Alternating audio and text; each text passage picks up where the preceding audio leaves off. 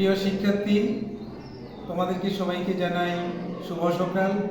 আজকে তোমাদের একটি বিষয় নিয়ে আলোচনা করতে যাচ্ছি, যে বিষয়টির নাম হলো অবজেক্ট। গত ক্লাসে তোমাদের সাবজেক্ট নিয়ে আলোচনা করেছি, আজকে অবজেক্ট নিয়ে আলোচনা করতে যাচ্ছি। তোমরা একটু ভালো করে এই বোর্ডের দিকে একটু দেখো। অবজেক্ট কি জিনিস? অবজেক্ট হচ্ছে কর্তার কর্মই হলো অবজেক্ট। কর্তার কর্মই হলো অবজেক্ট। কর্তার কর্ম ইংলিশে আমরা বলতে পারি what is object? Object is the Dooars and activities. এর বাংলা আমরা বলতে পারি যে কর্তার যে কর্ম বা কার্যকলাপগুলো আছে সেটার নামই কিন্তু অবজেক্ট। এখন অবজেক্টটা কিভাবে বের করব একটি সেন্টেন্সের ক্ষেত্রে? অবজেক্ট আমরা বের করব কি বা কাকে দিয়ে প্রশ্ন করলে যে উত্তর পাওয়া যাবে তাকে আমরা অবজেক্ট বলতে পারি।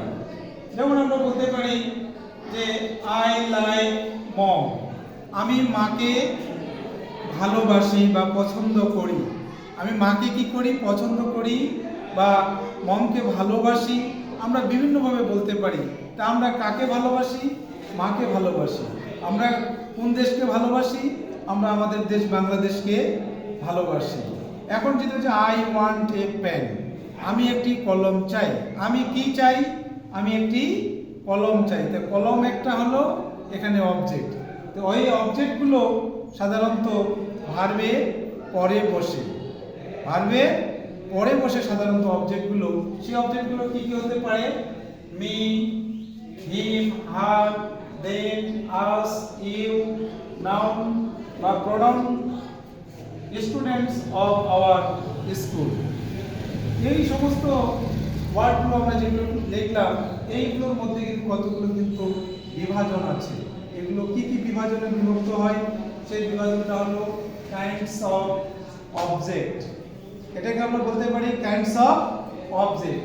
এই কাইন্ডস অফ অবজেক্ট হচ্ছে, প্রথমে আমরা দেখতে পাচ্ছি যে ডিরেক্ট অবজেক্ট, ইনডিরেক্ট অবজেক্ট, তারপর কি ফ্রেশাল অবজেক্ট। তিন ধরনের এখানে আমরা অবজেক্ট দেখতে পাচ্ছি। ডিরেক্ট অবজেক্টটা কি? কর্তা যখন সরাসরি কোনো কাজে অংশগ্রহণ করে সেটাই হলো ডিরেক্ট অবজেক্ট। যেমন Sneha writes a letter, Sneha একটি কি লিখে? চিঠি লিখে। স্নেহা কি লিখে? স্নেহা একটি চিঠি লিখে। He played football, say football খেলেছিল। সে ফুটবল খেলেছিল। ইউ রিড এ বুক, তুমি একটি বই লিখেছিলে।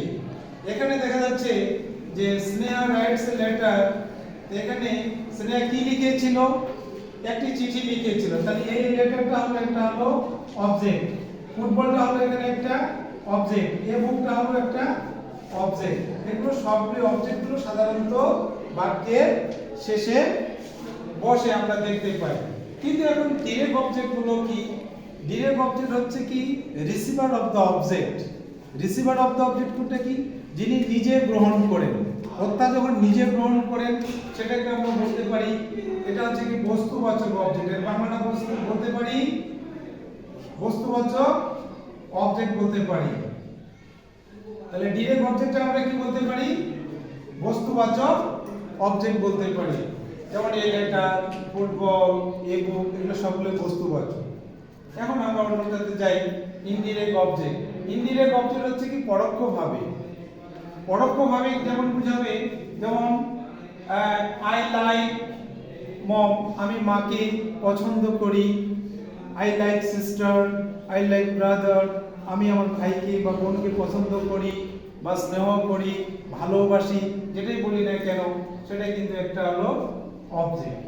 ইনডিরেক্ট অবজেক্টের সহজ কথাটা হলো যে কাউকে কোনো কিছু তথ্য দেওয়া বা কাউকে কোনো কিছু তথ্য দেওয়া, ইনফরমেশন যদি দেওয়া হয় সেটাই হলো কিন্তু আমরা বলতে পারি ইনডিরেক্ট অবজেক্ট। ইনডিরেক্ট অবজেক্টটা আমরা সবসময় মনে রাখবো, এটা হচ্ছে কি প্রাণীবাচক অবজেক্ট। কি বাচক?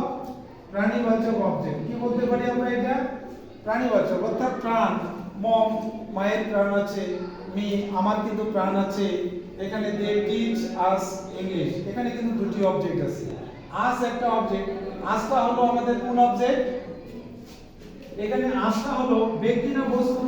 আমরা এটা দেখতে পাচ্ছি, এটা হচ্ছে ব্যক্তিবাচক। তাহলে এটা হলো কি ইনডিরেক্ট অবজেক্ট। এটা হলো কি ইনডিরেক্ট অবজেক্ট। ইনডিরেক্ট অবজেক্ট ইংলিশটা কি?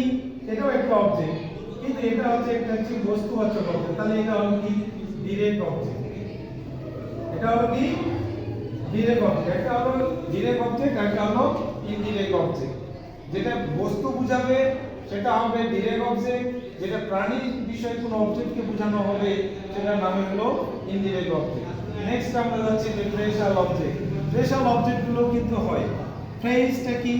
ফ্রেজটা হচ্ছে কি? শব্দগুচ্ছ, কতগুলো শব্দ বসে একটি নতুনত্ব প্রকাশ করে, সেটার নামই হলো কিন্তু ফ্রেজাল অবজেক্ট। এগুলো সাধারণত ভার্বের পরেও বসে। আমরা দেখতে পাই I like the students of our school.